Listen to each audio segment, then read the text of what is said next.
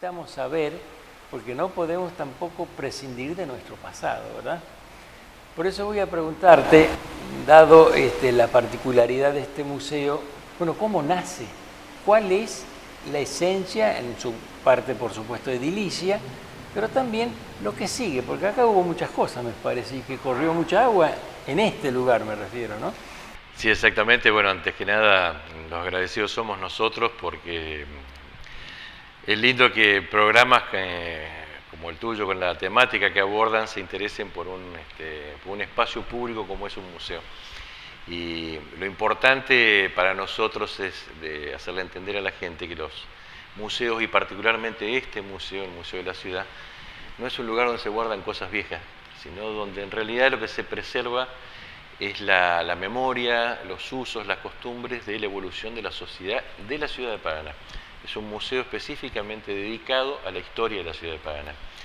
Y si bien este museo tuvo su creación ya desde hace prácticamente 2 décadas, este fue su lugar de implantación definitivo, y que, como vos decís, pasó mucha agua bajo por este edificio, porque tiene la gran particularidad de enlazar 2 temas. Uno, el tema de preservar la memoria, y el otro, el espacio físico donde esa memoria se va a preservar.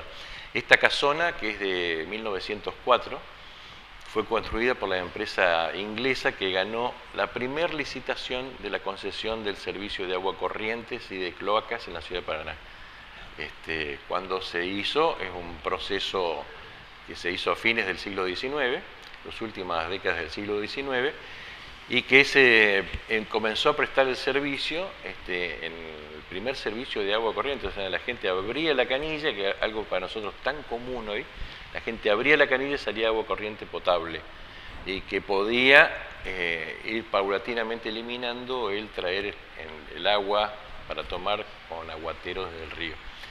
Y esa empresa construyó para sus oficinas este edificio, que afortunadamente, por esas vueltas que da la vida, yo creo que eran destinos que tenían que encontrarse el Museo de la Ciudad con un edificio como este, que tanta significación tiene.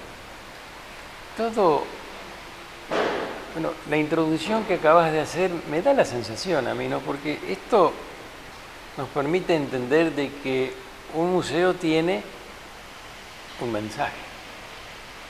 Un museo conlleva algo siempre. No sé si lo dijiste o bien me lo dijiste fuera de cámara, pero no es juntar cosas. Exactamente. ¿Qué trae un museo? ¿Cuál es ese mensaje, Carlos? El mensaje que nosotros tratamos de hacerle ver a la gente, porque que cualquier persona, sea contingente o una persona en forma individual que venga, tiene una apoyatura, un guía, que le hace recorrer las muestras y le explica el sentido de las muestras que nosotros tenemos.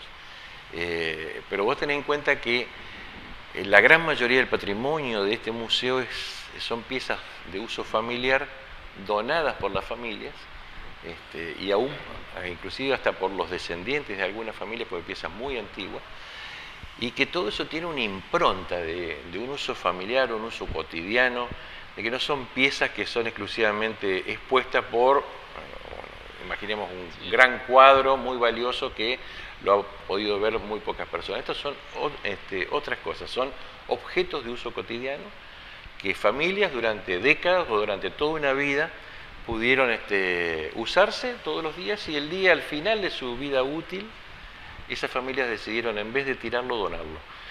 Esa impronta del contacto familiar, del contacto del ciudadano de Paraná, nosotros tratamos de transmitírselo a la gente que viene, y muchas veces uno se ríe, pues con los años que uno tiene, muchas de estas piezas las alcanzó a ver en su propia casa usándolas. Y uno se reconoce a sí mismo cuando hay un visitante y dice: y esa pava, yo en casa había una igual, mi mamá cebaba mate, a mi papá con... Entonces uno tiene esa asociación, esa carnadura con el ser humano que usó la pieza, que es lo que nosotros intentamos preservarlo, y a su vez transmitírselo a la gente joven que viene al museo, a las escuelas. De las escuelas recibimos muchas, afortunadamente. Les tratamos de transmitir que esto está porque sirvió para un uso y lo usó un ser humano. A ver si estoy acertado. Te voy escuchando y me voy embebiendo y sumergiendo también en lo que estás comentando, ¿no? porque una cosa es que una pieza pertenezca a una persona o algún personaje o algún héroe, lo que fuere, y otra cosa es cuando es una pieza de pertenencia de todos.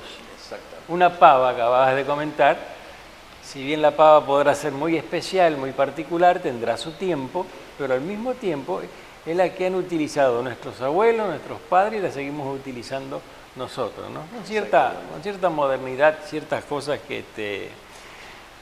Bueno, esto está ubicado, ¿en qué año estamos ubicados al hablar de esta edificación? Esto es 1904. 1904, ahí ya Más de 100 años tenemos. Más de 100 años, perfecto. Bueno, ya tenemos otra parte de la historia entonces. Por ejemplo, entre los objetos, yo diría de mayor curiosidad, pero en el cual nosotros podemos emblemáticamente adherirnos a entender mejor la historia de cada cosa o el mensaje que trae cada uno de estas cosas que se van presentando. ¿Hay algunos en particular que te atrapan, que te han llamado la atención o que tienen realmente un valor de interés, ¿no? Sí, hay muchos. A uno que es un apasionado de estas cosas, el tema de la investigación histórica y los por qué. A mí siempre me interesó el porqué de las cosas, porque todo tiene su fundamento, todo tiene algo que ver para que determinado objeto o actividad humana existan. O sea, siempre me interesó mucho investigar sobre eso. Quiero aclarar a la gente que cuando la gente viene al museo y ve una exposición, para montar una exposición, primero elegimos la temática y después todo un equipo de investigación hace el soporte en publicidades, rastrear fotos de publicidades antiguas, claro, fotos de los objetos muchas veces en uso cotidiano, en su momento, en su época, y cómo es que ese objeto se atravesaba, digamos así, horizontalmente a la sociedad, que se usaba tanto en las clases pudientes como en las clases más humildes. Hablando, por ejemplo, en el caso de la pava, claro, el caso de mates. Y hay elementos que uno sabe, porque los ha buscado en internet, que son elementos que prácticamente son piezas únicas.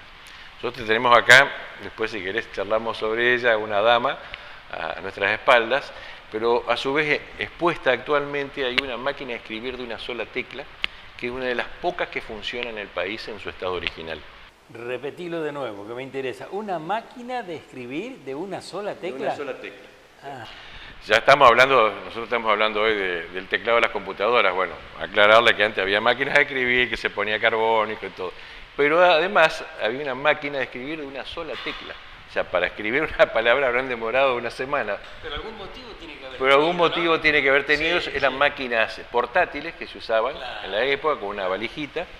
Y lo interesante de todo eso es que, vos lo pudiste observar, hemos rescatado hasta la publicidad de venta de esa máquina de escribir de una sola tecla, que era para el momento, en los años 20, una maravilla, una joya tecnológica. ¿De origen la máquina?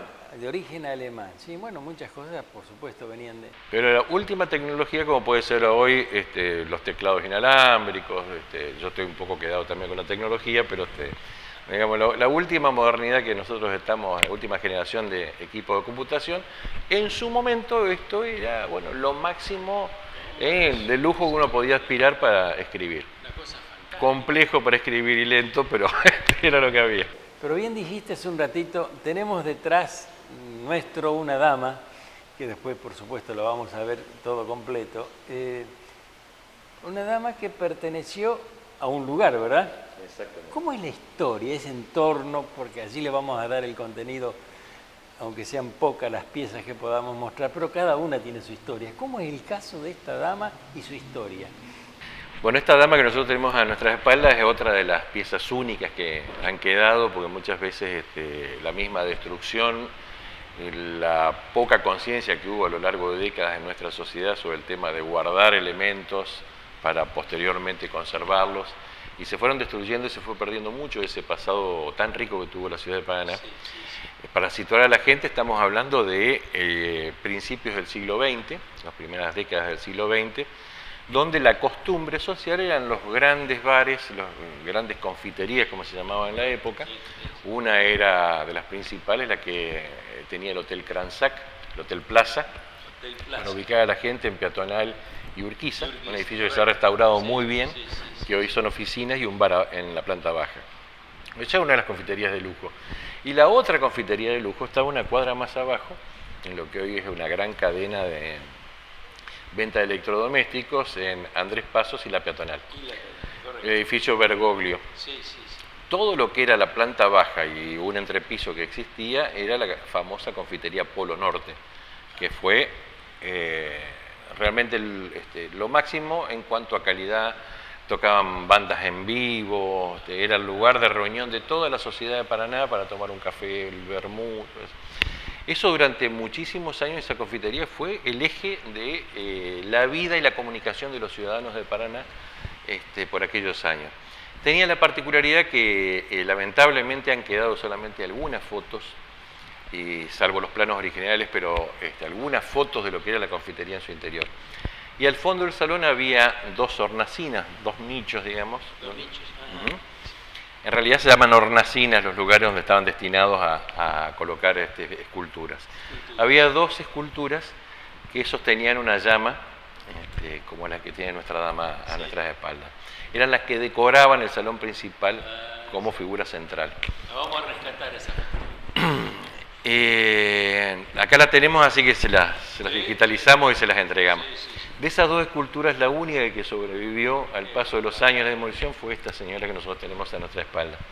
Lo que se hizo en el museo, una vez que se tuvo acá, se la restauró en cuanto a la limpieza, la reposición de pequeñas fisuritas que tenía, y le volvimos a dotar la instalación eléctrica para tratar de devolverle su antiguo esplendor, que es señalar con una antorcha la iluminación de la jerarquía del lugar, ¿no? Así que si uno se pone a pensar en cuántas historias esta dama habrá escuchado a su alrededor, cuántas mesas de personajes importantes de Paraná habrá visto, afortunadamente tiene una sonrisa de piedra.